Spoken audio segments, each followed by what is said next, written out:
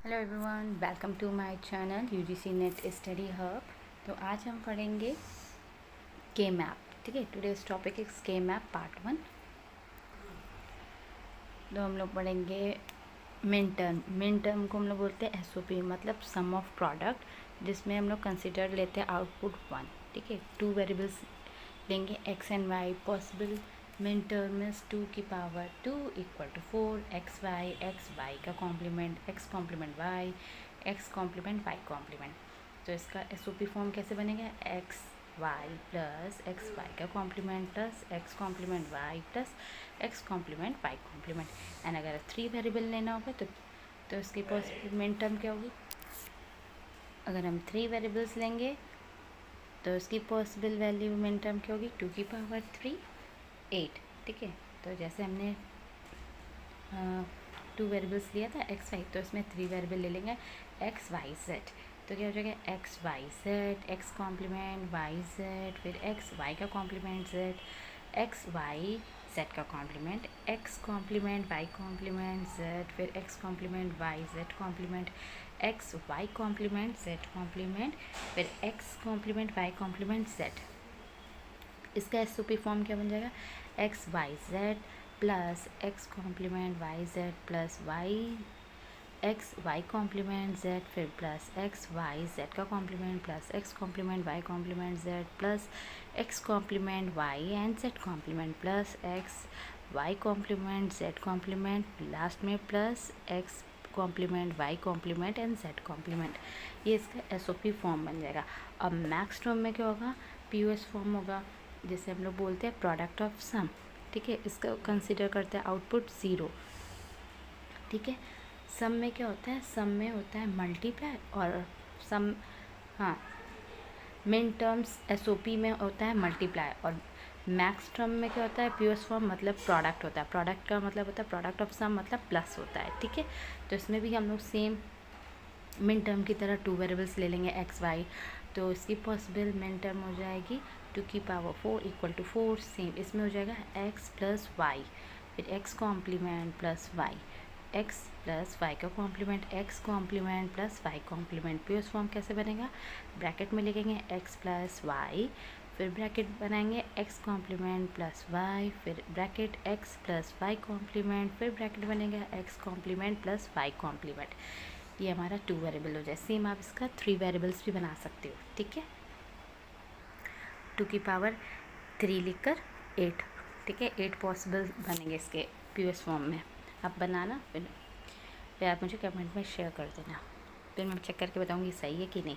ठीक है, जैसे हमने मिन टर्म का बनाया था ना 3 वेरिएबल्स, वैसे सेम आप लोग, ये मैंने आपके लिए छोड़ दिया है। मैक्स टर्म का आप बनाओगे 3 वेरिएबल्स। चलो, with the help of truth table से हम दोनों देख लेते हैं, मिन और मैक्स टर्म। ठीक है, अभी बताया था कि अगर मिन टर्म निकालना होगा तो हम लोग आउटपुट 1 देखेंगे, अगर मैक्स टर्म निकालना होगा तो आउटपुट हम लोग 0 देखेंगे। तो जहाँ पे भी आउटपुट 1 1 है तो वो हमारा हो जाएगा, देखो ये जो आउटपुट 1 1 है ना, वो हमारा मिन टर्म है, मतलब कि सम ऑफ प्रोडक्ट।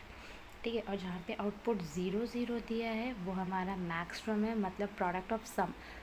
ठीक है, तो यहाँ पे आप लोग ऐसे ट्रुथ टेबल बनाना, या तो 0 0 1 लिख सकते हो, या तो X complement Y complement Z भी लिख सकते हो। फिर इसका मिन टर्म बना लेना एसओपी फॉर्म को पीएस फॉर्म में। ठीक है, बताया था सम ऑफ प्रोडक्ट में मल्टीप्लाई होता है, प्रोडक्ट ऑफ सम में प्लस का साइन लगता है। ठीक है, X plus Y complement Z complement ऐसा। ठीक है, तो हमने एक ही ट्रुथ टेबल से ही आपको दोनों बता दिया, मिन टर्म भी और मैक्स टर्म भी बता दिया है। 1 हमारा कंसिडर होता है प्रोडक्ट, मतलब सम ऑफ प्रोडक्ट मल्टीप्लाई, और मैक्स टर्म हमारा होता है प्रोडक्ट ऑफ सम, मतलब कि प्लस। देख लो, पॉज करके वीडियो देखना है इसे। ठीक है, तो हमने यहाँ पे कुछ क्वेश्चंस ले रखे हैं। ठीक है, और फिर उसे सॉल्व करना है मैं प्रोडक्ट फॉर्म में, एसओपी फॉर्म में। ठीक है, तो फंक्शंस हमें दिए है एक्स एंड वाई जेड। ठीक है, इक्वल है X plus Y complement Z. 2 equation है ना, इन दोनों को अलग अलग सॉल्व करके देखेंगे लोग। एक्स को अलग मैंने सॉल्व किया और वाई कॉम्प्लीमेंट जेड अलग सॉल्व किया। फिर इन दोनों का कॉमन ले लेंगे। ठीक है, वही हमारा आंसर आएगा। और जो हमारा x प्लस एक्स कॉम्प्लीमेंट होगा वो इक्वल टू 1 हो जाएगा। फिर दोनों को कंबाइन कर देंगे, ये इक्वेशन 1 और इक्वेशन 2 को कंबाइन कर देंगे तो हमारा SOP फॉर्म निकल आ जाएगा, मतलब sum of product. Same second question देख लो, सेम ये अल्फ़ाबेट में दिया है ABCD, है ना, तो इसको भी हम लोग अप्लाई करेंगे, डिस्ट्रीब्यूटिव लॉ से सॉल्व कर देंगे इस इक्वेशन को। ठीक है, इसे सॉल्व करोगे तो आपका आंसर आ जाएगा A कॉम्प्लीमेंट प्लस B, फिर A ब्रैकेट में A प्लस C, फिर ब्रैकेट बनाएंगे B प्लस C। 3 इक्वेशन बन गए, इन तीनों को अलग अलग सॉल्व करेंगे, फिर इसका आंसर आ जाएगा। कंबाइन कर देंगे इक्वेशन को, फिर हमारा POS फॉर्म में निकल आएगा। ठीक है, ये देखो जो हमारा A कॉम्प्लीमेंट प्लस B निकला था और A plus C B plus C, देखो निकला है। इन तीनों को अलग अलग लिखा, फिर इन तीनों का कॉमन लिया, कॉमन लेने के बाद फिर हमने इक्वेशन 1 2 3 को कंबाइन किया, फिर ये हमारा निकल आया POS फॉर्म में। POS फॉर्म क्या होता है? प्रोडक्ट ऑफ सम, मतलब कि ऐड,